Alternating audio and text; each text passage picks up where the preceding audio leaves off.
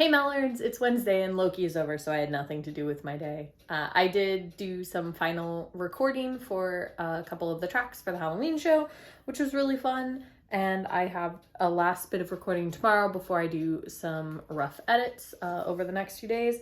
But I thought that I would take today to talk about this book, Splintered. So this is a book that I've wanted to read for a while and finally got around to on my trip to Ames, in that I got the audiobook and listened to it. Turns out I do much better with that, because on a long road trip I will listen to just a whole book. So I listened to the whole thing and read a little bit of it in between. So this book is by A.G. Howard, and it is an Alice in Wonderland retelling. As you know from my discussion of my creative lineage, I love fairy tale retellings, like, a lot. I'm a huge fan of mixing, twisting, and turning stories into something new. I love fairy tale retellings, Shakespeare retellings, basically anything retold.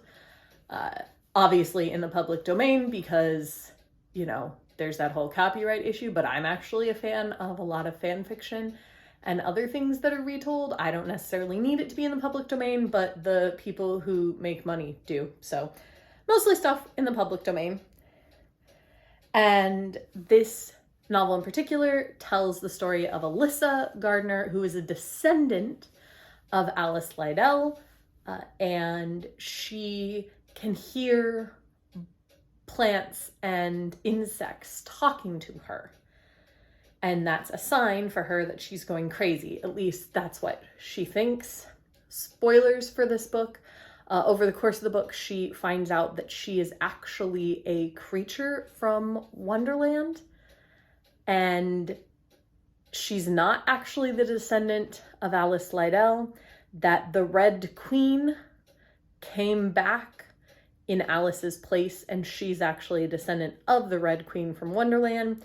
So she can hear all of the creatures because she is part nether creature, like belongs in Wonderland and is part of that world.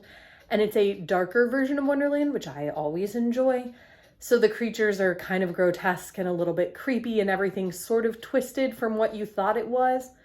So it's a slightly more disturbing version of the story. Not that Wonderland isn't disturbing to begin with. Like, if you've read Alice in Wonderland, it is a little creepy, the whole thing. And if you've seen any versions of Alice in Wonderland, they sort of like lean into that a little bit more. So it's a little creepy and a little grotesque, but I enjoy those parts. I like the macabre. It's got a very like gothic horror feel that I really appreciate.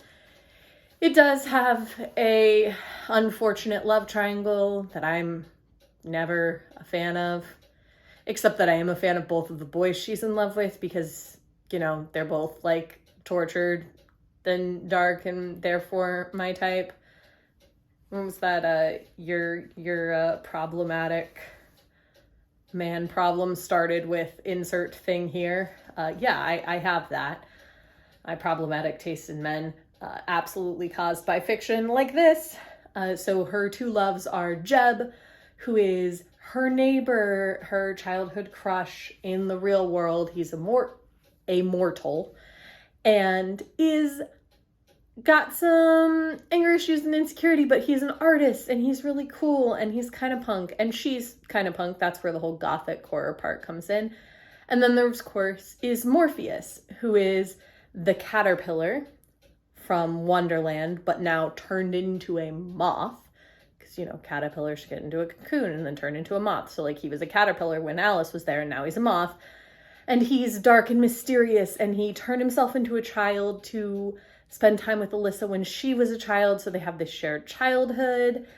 And he's got that mystery element and that tortured soul, and he's alluring because he's another creature like she is, and that means that she can relate to him in all the ways that Jeb can't relate to her, and blah, blah, blah, blah, blah.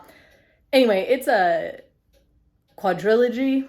I will be reading all 4 of them, so I'll talk about each of them as they come up. But I did enjoy a lot of the moments. I really enjoyed the introduction of this version of Wonderland. I liked all of the slightly dark, twisted turns on everything a lot. I like the mythology and the world that has been built and all of that has been created. Like, literally my only problem is the love triangle thing, but it's pretty tried and true for this genre of books, so it's not like it was unexpected. And I did enjoy the development of the characters, and I also like that despite this whole love triangle problem, Alyssa did make a lot of her own choices and like worked on herself, not necessarily created herself to win one or the other boy's affections. She actually made decisions that she wanted and for things she wanted to do. And I did appreciate that. And so I'm going to start the second one here shortly, and I'm sure I'll talk about that when it's done.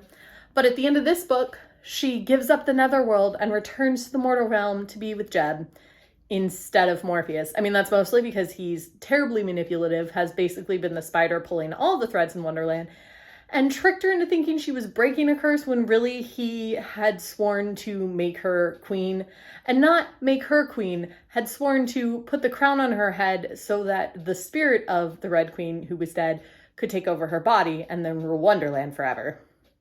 He did feel guilty about it though, so, you know, problematic men, we're gonna forgive them. I don't know. It's got some issues, but it is really fun. And like I said, the world building is really cool. So I'll read the other ones and let you know what I think. And as for everything else, I'll see you tomorrow.